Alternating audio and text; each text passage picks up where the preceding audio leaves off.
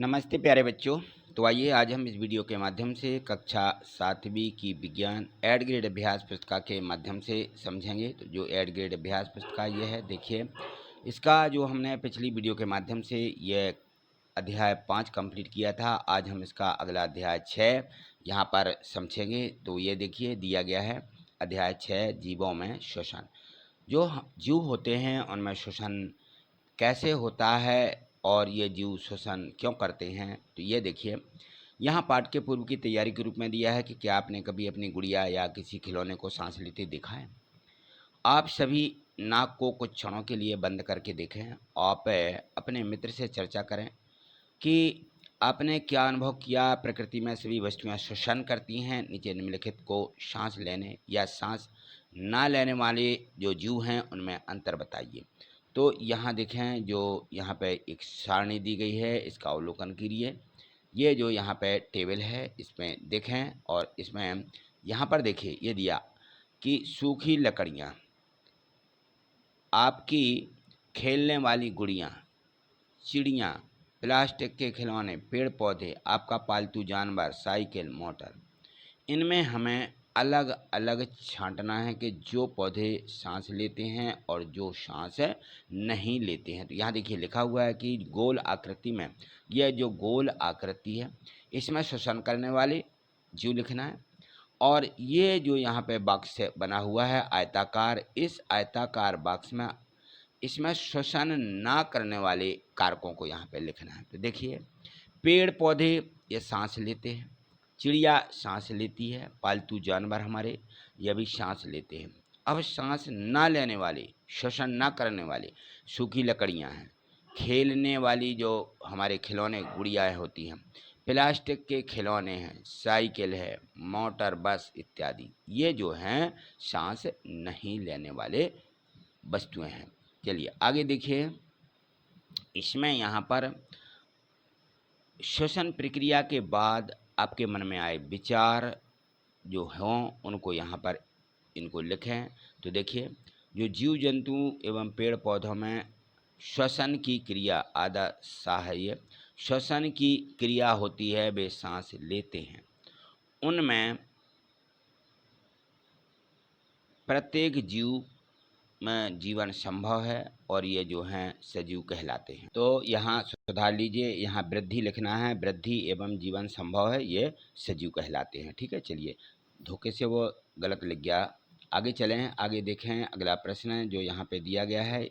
बहुविकल्पीय प्रश्न दिए हैं। इन बहुविकल्पीय प्रश्नों को यहाँ देखिए, इसमें है कि यदि किसी गमले के पौधे में कुछ दिन लगातार बहुत अधिक पानी डाल दिया जाए तो पौधा क्यों गल जाता है। आपने देखा होगा कि ऐसा होता है।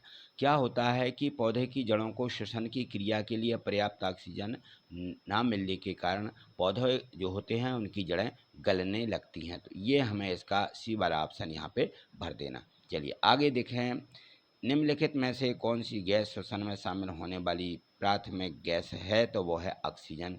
ऑक्सीजन से ही हम क्या करते हैं, श्वसन करते हैं। प्रश्न इसका तीसरा देखिए, तीसरा में है कि कोशिकीय श्वसन के लिए ऑक्सीजन शरीर की कोशिकाओं तक कैसे पहुंचती है।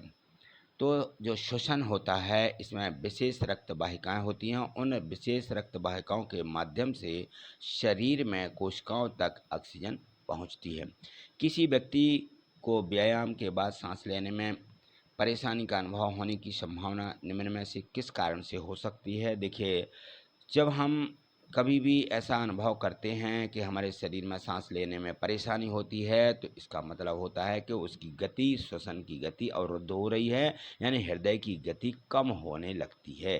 ठीक है ना, हृदय में जो श्वास लेता है या हमारा हृदय धड़कता है तो श्वास लेने में भी हमें परेशानी होती है। एक सजीव एक्स है जिसके पास श्वसन अंग पी है मान लीजिए, और वह स्थल पर रहता है, ज़मीन पर रहता है। एक्स जो है मान लो पानी के अंदर ज़्यादा समय तक जीवित नहीं रह सकता।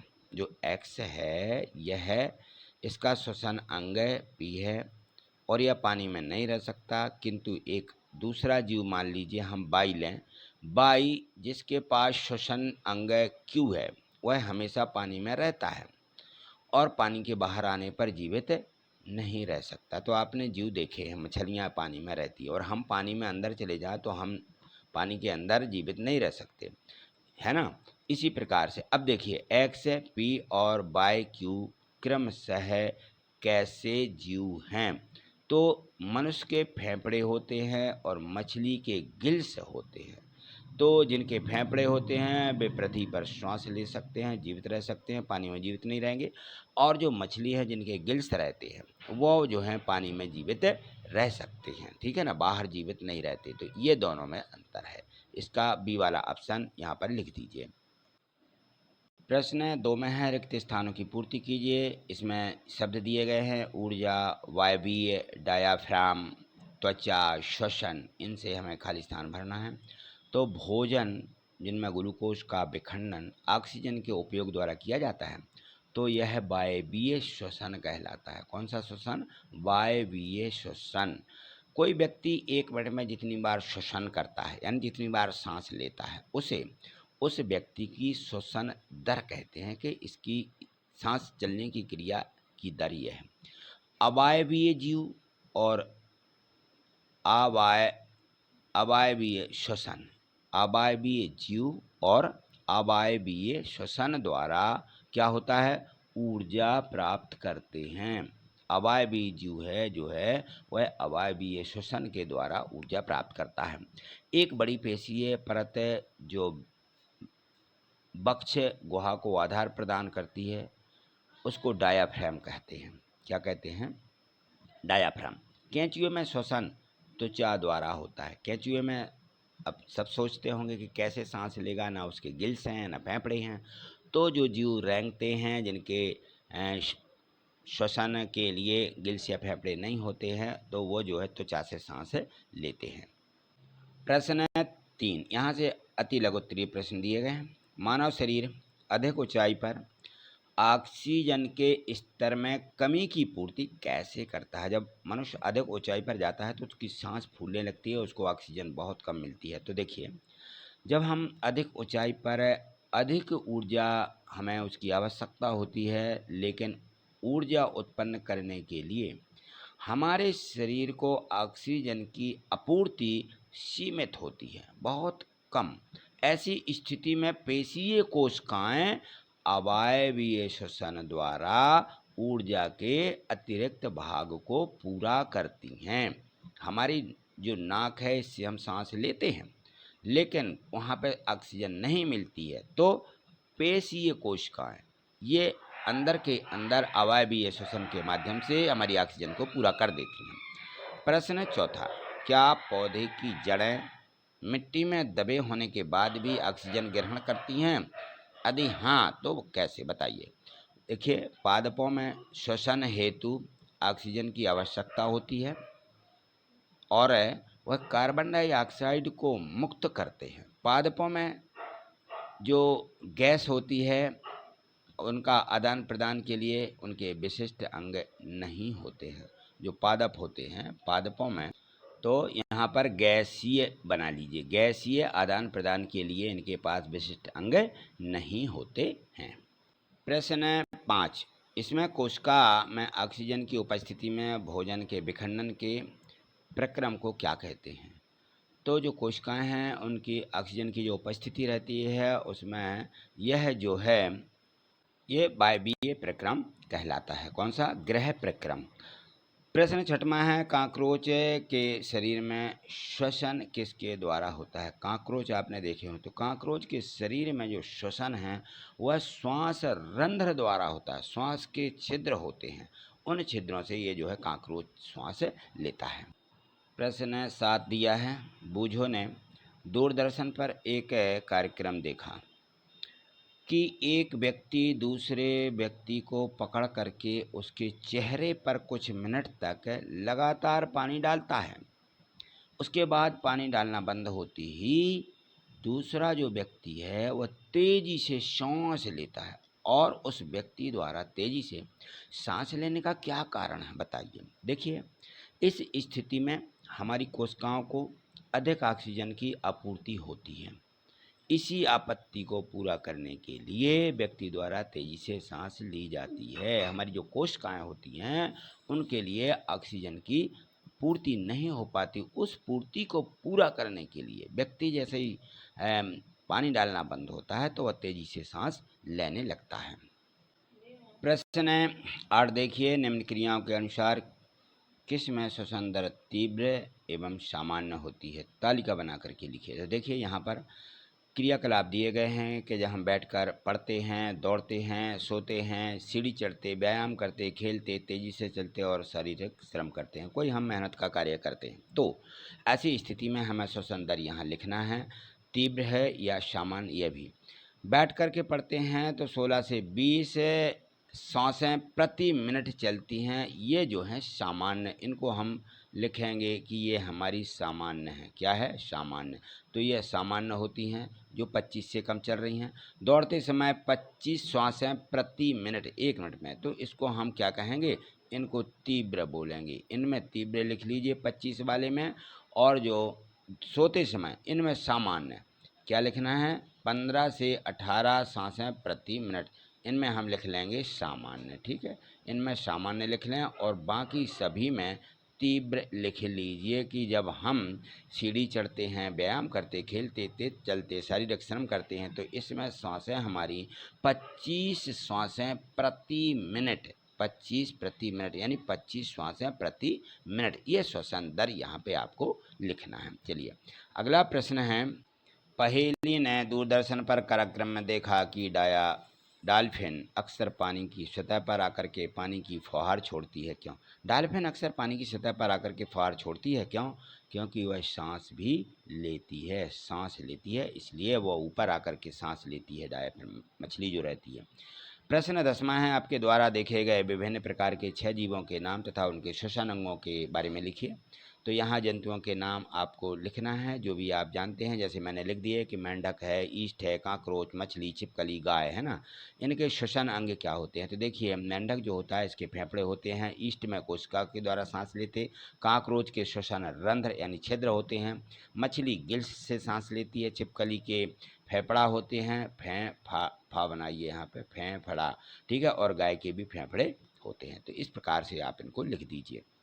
प्रश्न 11 दिया गया है, अधिक धूम्रपान करने वाले व्यक्ति ज़्यादा श्रम का काम करने पर या सीढ़ियाँ चढ़ते समय वह तेज़ी से हाँफने लगते हैं, तेज़ी से उनकी सांस चलने लगती है, ऐसा क्यों?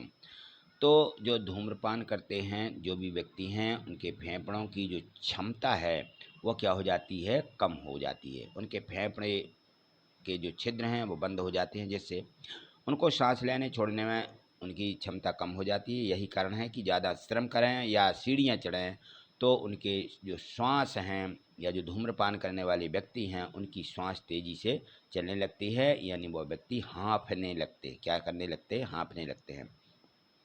प्रश्न 12, अत्यधिक व्यायाम करने से हमारे शरीर की जो पेशियां हैं इनमें ऐंठन होने लगती है, क्या कारण है?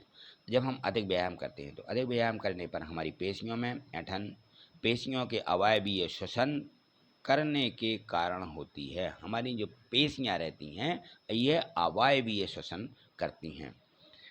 अगला प्रश्न है, यहाँ से दीर्घोत्तरीय प्रश्न दिए गए हैं कि नीचे दी गई अभिक्रिया को ध्यान से देखिए। यहाँ पे एक अभिक्रिया बताई जा रही है, इस अभिक्रिया को यहाँ समझिए। यहाँ देखें, यह दिया गया है ग्लूकोज धन ऑक्सीजन। यदि हम दोनों का मिलाते हैं तो यहाँ पर दोनों को मिलाने पर कार्बन डाइऑक्साइड यानी CO2 धन H2O पानी, ये होती है कार्बन डाइऑक्साइड, और H2O क्या कहते हैं? H2O को बोलते हैं पानी। ठीक, ये अलग अलग हो जाते हैं। क्या मिलाते हैं? ग्लूकोज, और यहाँ पे दिया गया है ऑक्सीजन, दोनों को मिलाते ग्लूकोज से शक्कर समझ लीजिए। अब इनकी हमें क्रिया यहाँ पे लिखना है तो हम यहाँ लिखेंगे कि ग्लूकोज धन O2 यानी ऑक्सीजन, और यहाँ लिखेंगे उनका उत्पादन कैसे होता है, लिख देंगे CO2 धन H2O, जैसा इन्होंने ये लिखा ज्यों का त्यों। ठीक, अब इस क्रिया को हमें बताना है। उपरोक्त दी गई अभिक्रिया का नाम क्या है? इसका है श्वसन, इसको बोलते हैं अभिक्रिया वायवीय श्वसन पराक्रम। कौन सी क्रिया है ये? यह वायवीय श्वसन पराक्रम कहलाता है। जो हमारी कोशिकाएं रहती हैं, इन कोशिकाओं के द्वारा यह श्वसन होता है। प्रश्न इसी में से दूसरा बना है कि उपरोक्त अभिक्रिया के क्रियाकारक और उत्पादक का प्रतिस्थापन करके क्रिया और उत्पादन का माने स्थान बदल करके दिए गए बॉक्स में लिखने पर कौन सा समीकरण बनेगा और यह क्रिया पृथ्वी पर किन में संपादित होती है। तो देखिए, ये जो समीकरण दिया था हमने उसको बदल दिया, बायां का दायां तरफ कर दिया, दायां का बायां तरफ कर दिया कि यदि हम कार्बन डाइऑक्साइड और पानी को मिलाते हैं तो ग्लूकोज यानी शक्कर और यहाँ पे ऑक्सीजन अलग अलग हो जाते, फिर से बन जाते हैं। और यह जो क्रिया है प्रकाश संश्लेषण की क्रिया कहलाती है। कौन सी क्रिया संपादित होती है? प्रकाश संश्लेषण की क्रिया यह संपादित होती है। चलिए आगे देखिए, यहाँ तीसरा देखें इसी का कि उपरोक्त दोनों अभिक्रियाओं में से जो हमारे अभी हमने देखी हैं उनमें किसमें ऊर्जा का उपयोग होता है तथा किसमें ऊर्जा का उत्पादन होता है। किसमें उसका उपयोग हो रहा है, किसमें उत्पादन हो रहा है, ये बताइए। तो पहली अभिक्रिया में ऊर्जा का अधिक उपयोग होता है क्योंकि इसमें ऑक्सीजन मिलती है, और जो हमने दूसरी अभिक्रिया बनाई उस अभिक्रिया में ऑक्सीजन नहीं मिलती है, तो इसमें ऊर्जा का उपयोग होता है। क्या होता है? उपयोग, यानी उसका उत्पादन, ठीक, बनती है उसमें। चलिए आगे देखिए, प्रश्न चौथा है कि आगामी 100 वर्षों के दौरान किसी कारण से यदि वायु में ऑक्सीजन की मात्रा वर्तमान के सापेक्ष जैसी अभी मिल रही है उसके सापेक्ष 25% रह जाए, यानी 1/4 रह जाए, बहुत कम हो जाए, तो मानव शरीर द्वारा की जाने वाली श्वसन की प्रक्रिया पर इसका क्या प्रभाव पड़ेगा और शरीर में होने वाले संभावित परिवर्तन को कारण सहित यहाँ पे लिखिए कि ऐसा क्यों हो रहा है। तो देखिए, यहाँ पर हम लिखेंगे कि मनुष्य को जीवित रहने के लिए ऑक्सीजन की आवश्यकता होती है। मनुष्य बिना ऑक्सीजन के जीवित नहीं रह सकता। जब वायु में ऑक्सीजन की मात्रा वर्तमान के सापेक्ष 1/4 यानी 25% रह जाएगी तो मानव शरीर पर प्रतिकूल प्रभाव पड़ेगा, यानी ऑक्सीजन की कमी वाले वातावरण में सांस लेने में वृद्धि, दिल की धड़कन और तेज हो जाएगी और धीरे धीरे क्या होता है, जब हमें ऑक्सीजन कम मिलेगी तो मनुष्यों की मृत्यु होने लगेगी। ठीक, चलिए आगे देखिए, प्रश्न 15वां है कि पौधों में श्वसन की क्रिया को विस्तार से समझाइए, विस्तार से लिखिए। ठीक है ना, जो पौधे रहते हैं उनमें श्वसन कैसे होता है। पादपों में श्वसन हेतु यानी पौधों में ऑक्सीजन की आवश्यकता होती है और वह कार्बन डाइऑक्साइड को मुक्त करते हैं, और पादपों में गैसीय आदान प्रदान हेतु विशिष्ट अंग नहीं होते, बल्कि उनमें इस उद्देश्य हेतु रंध्र व वायु रंध्र होते हैं। रंध्र यानी छोटे छोटे छिद्र होते हैं, उनके माध्यम से जो पादप रहते हैं वो जो है अपने जो श्वसन की क्रिया है उसको पूरा कर लेते हैं। अगला प्रश्न है, इसमें है मानव श्वसन तंत्र का सचित्र वर्णन करिए। तो यहाँ पर देखिए हमें चित्र भी बनाना है। तो ये देखें, मानव के श्वसन तंत्र का ये जो चित्र है आप बिल्कुल इस प्रकार से बना लेंगे। यहाँ से देखिए, यहाँ से शुरू होता है श्वसन। ये भले ऊपर से ये लाइन बनाएं या ना बनाएं, बन जाती है तो बना लीजिए, लेकिन ये यहाँ से मुख से शुरू होता है। नासिका, पहले यहाँ हमारी नाक होती है, मुख होता है ना, यहाँ से हम सांस लेते हैं और अंदर सांस जाती है। तो यहाँ पर देखें, ये हमारा यहाँ पे गला रहता है, लैरिक्स रहता है, ट्रैकिया, फेफड़ा, हृदय का ये स्थान होता है, ये डायाफ्राम होता है। इस तरफ देखें तो ये ब्रिंकस और ये ब्रोंकियोल्स, वायु कोष्ठिका और पैराइटल फ्लोरा इत्यादि ये होते हैं।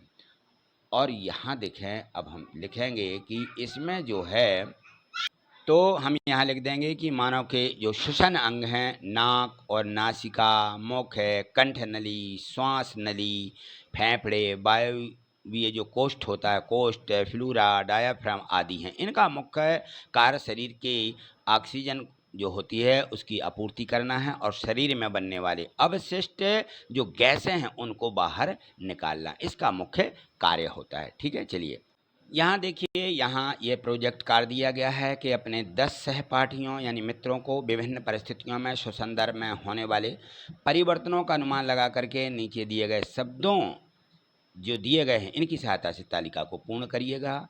सामान्य, सामान्य से अधिक, सामान्य से बहुत अधिक, ये हमें यहाँ पे लिखना है कि किस प्रकार से इन्होंने सांस ली। ठीक है, उनकी स्वसंदर्भ इस प्रकार से लिखेंगे हम कि 10 मिनट में चलने वाली और 100 मीटर दौड़ने के बाद चलने वाली सांसें और विश्राम अवस्था में चलने वाली सांसें, तो वो किस प्रकार से थी। तो हमने यहाँ पे 10 सहपाठी, 10 मित्रों के नाम इस प्रकार से यहाँ आपको लिख लेना है। जैसे मैंने लिख दिए श्याम, पिंकू, राधा, सोना, संहिता, भावेश, आशा और सीता और भास्कर, ये लिख दिए। ठीक ऐसे ही आप इन नामों को लिखें और इसके बाद यहाँ लिखें कि इनके 10 मिनट तक तेज़ चलने, ये तेज़ चल रहा है 10 मिनट तक, उनकी समान सांसें अधिक होंगी और यह सामान्य 100 मीटर दौड़ने के बाद सामान्य से अधिक हैं। ठीक है ना, और विश्रामावस्था से भी सामान्य से अधिक ही हैं, सामान्य जो रहती है उससे अधिक हैं। तो ये सभी सांसें जब हम दौड़ते हैं, ठीक है ना, तो दौड़ते समय और 10 मिनट तेज चलने उससे ये सामान्य से अधिक होती हैं। सामान्य सांसें जब हम बैठते